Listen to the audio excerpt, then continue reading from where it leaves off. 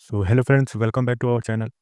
तो आज हम अपना कंटिन्यू करते हैं forex basic to advance course. तो इसमें मैंने 7 वीडियो पहले ही अपलोड कर चुका है चैनल पे, जिसमें मैंने बेसिक टू एडवांस के कॉन्सेप्ट्स क्लियर किए हैं। मतलब कि फॉरेक्स के कुछ मेन और कुछ बेसिक्स कॉन्सेप्ट हैं जो मैंने वहाँ पे क्लियर किए हैं। अगर अगर आपको उसमें से कुछ भी चीज़ ना समझ में आए तो आप कमेंट सेक्शन में मुझसे बिल्कुल पूछ सकते हैं, मैं उसको अच्छे से एक्सप्लेन करूँगा। तो आज का हमारा टॉपिक रहने वाला है कि फॉरेक्स मार्केट में जो बिग प्लेयर्स, बिग शार्क्स या स्मार्ट मनी, कुछ भी आप बोलिए, ये होते कौन हैं और ये क्यों होते हैं और हम क्यों नहीं हो सकते ये। सबसे पहले हम बढ़ते हैं कि फ़ॉरेक्स मार्केट प्लेयर्स होते कौन हैं, ठीक?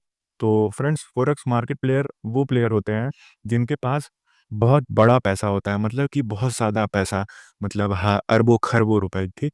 जिसका हम अंदाज़ा नहीं लगा सकते। ये पैसा आता कहाँ से? ये पैसा हम ही लोग का होता है, ठीक? जो बड़ी-बड़ी कंपनीज़ होती हैं, सेंट्रल बैंक होता है, हेज फंड्स होते हैं, ठीक? वो सब हमारा ही पैसा तो जो है वो रखते हैं, अपने से थोड़ी ना पैसा वो बनाते हैं। सेंट्रल बैंक है वो अपने से पैसा प्रिंट करता है जो हमें देता है, ठीक? हेज फंड्स हैं वो बड़े-बड़े लोगों के फंड्स मैनेज करते हैं, तो इनके कारण ही मार्केट में मूव आता है, ऐसे आप समझ सकते हैं, ठीक? ये इनका बड़ा पैसा लगता है, ठीक? जब ये हज़ारों करोड़ों रुपए डालते हैं मार्केट में, इनकी वजह से मूव आता है, हमारी वजह से नहीं आता फ्रेंड्स, कि हमने बाय किया तो मार्केट बढ़ रहा है। हम 10 करोड़, 20 करोड़, 30, 100 करोड़ भी अगर डाल दें ना, तब भी मार्केट में बिल्कुल भी मूव नहीं आएगा। मूव जो आता है वो इन लोगों की वजह से आता है, क्योंकि ये लोग बड़ा पैसा, मतलब बहुत ज़्यादा क्वांटिटी में ट्रेड करते हैं, मार्केट में अवेलेबल होते हैं, ठीक? जिसके कारण लिक्विडिटी भी होती है मार्केट में। तो अब हम समझते हैं कितने टाइप के ये स्मार्ट मनी या बिग प्लेयर्स होते हैं। तो सबसे पहले हमारे आते हैं सेंट्रल बैंक, ठीक? और फिर दूसरे नंबर पे आते हैं, सबसे पहले मैं आपको इन सब लोगों को नाम बता देता हूँ, ठीक? तो दूसरे नंबर पे हमारे आते हैं the super bank, the super banks. And then third number पे आते हैं इलेक्ट्रॉनिक लिक्विडिटी प्रोवाइडर, जिन्हें हम शॉर्ट फॉर्म में ईएलपीज भी कहते हैं, ठीक? इलेक्ट्रॉनिक लिक्विडिटी प्रोवाइडर, ठीक?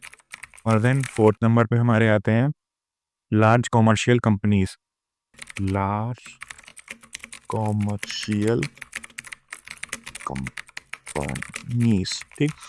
और फिर हमारे फिफ्थ नंबर पे आते हैं द स्पेक्यूलेटर्स। स्पेक्यूलेटर्स यहाँ फाइनेंस की भाषा में हम ट्रेडर्स को ही बोला जाता है, ठीक? इसको आप उल्टा सीधा मत समझिए, द स्पेक्यूलेटर्स मतलब कि यहाँ ट्रेडर्स की बात हो रही है, ठीक? The speculators. और देन 7 नंबर पे हमारे आते हैं hedge fund and prop firm. Prop firm क्या है वो मैं आपको आगे चल के समझाऊंगा। इसका ये बहुत अच्छी चीज़ है फ्रेंड्स, इसको मैं आगे चल के आपको समझाऊंगा, ठीक? क्या है hedge funds and prop firms. And फिर 7 नंबर पे, सॉरी 8 नंबर पे हमारा आता है रिटेल ट्रेड। रिटेल ट्रेडर्स कौन है? ये हम लोग हैं, ठीक? रिटेल ट्रेडर्स फिर हमारे आते हैं। अब मैं आपको बताता हूँ कि जितने भी मैंने अभी यहाँ नाम लिए हैं, इनका क्या-क्या रोल होता है मार्केट में, ठीक? तो मैंने जैसे आपको अभी बताया कि ये मार्केट में मूवमेंट कहाँ से आता है? इन लोगों का जब पैसा मार्केट में आता है, उस वजह से मार्केट्स में मूव आते हैं। तो सेंट्रल बैंक्स क्या है? सेंट्रल बैंक फॉरेक्स मार्केट में एक कठपुतली की मालिक की तरह है, ठीक? जैसे एक कठपुतली वाला होता है ना, वो जब डांस करता है आपने देखा होगा, तो उसका एक मालिक होता है, ठीक? तो ऐसे आप समझिए फॉरेक्स मार्केट वो कठपुतली है और सेंट्रल बैंक जो है उसका मालिक है, ठीक? तो आप अंदाज़ा लगा सकते हैं कि सेंट्रल बैंक फॉरेक्स मार्केट में क्या-क्या कर सकता है। द सुपर बैंक्स मतलब कि जो बड़े लार्ज बैंक्स होते हैं, ठीक? बहुत बड़ी वॉल्यूम वाले बैंक्स, लिक्विडिटी प्रोवाइडर्स टाइप के जो होते हैं, मतलब कि जैसे अपने इंडिया में एचडीएफसी, एसबीआई, ये सब बड़े-बड़े बैंक्स होते हैं, ठीक? ये एक तो ये हो गए सुपर बैंक्स, इन्हीं को हम समझते हैं जो बड़े बैंक्स होते हैं। मतलब सेंट्रल बैंक तो एक मतलब कंट्री का होता है, ठीक? और बैंक्स जो होते हैं वो कंट्री के अंदर छोटे-छोटे होते हैं, ठीक? बड़े-बड़े बैंक्स उन वो भी ट्रेडिंग जब करते हैं, मतलब उनके पास भी बहुत बड़ी लेवल का पैसा होता है। वो जब मार्केट में डालते हैं तो उससे भी हमें मतलब मार्केट में मूव आता है। द इलेक्ट्रॉनिक लिक्विडिटी प्रोवाइडर्स मतलब कि जब आप बाय सेल करते हैं ना मार्केट में, तो वो जो ऑर्डर आपके तुरंत एग्जीक्यूट होता है ना, वो क्यों होते हैं? वो लिक्विडिटी की वजह से होते हैं। और ये लिक्विडिटी कहाँ होती है? ये सब प्रोवाइड की जाती है एफएक्स मार्केट में, ठीक? अपने आप नहीं आती, ये सब प्रोवाइड किया जाता है। इसका काम कौन करता है? इलेक्ट्रॉनिक लिक्विडिटी प्रोवाइडर्स करते हैं मार्केट में लिक्विडिटी लाने के लिए, ठीक? लिक्विडिटी क्या है? लिक्विडिटी है मतलब कि आप जब बाय करेंगे ना तो पोजीशन आपकी वहीं पे बाय होगी और जब आप सेल करना चाहेंगे तो वो जल्दी से सेल होगी।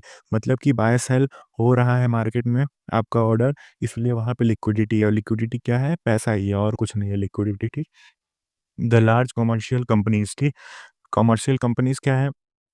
कॉर्पोरेट के जो फ़ॉरेक्स ट्रांज़ैक्शन है, जो बहुत बड़े अमाउंट होते हैं, वो करेंसी के एक्सचेंज रेट में चेंजेस ला सकते हैं, ठीक।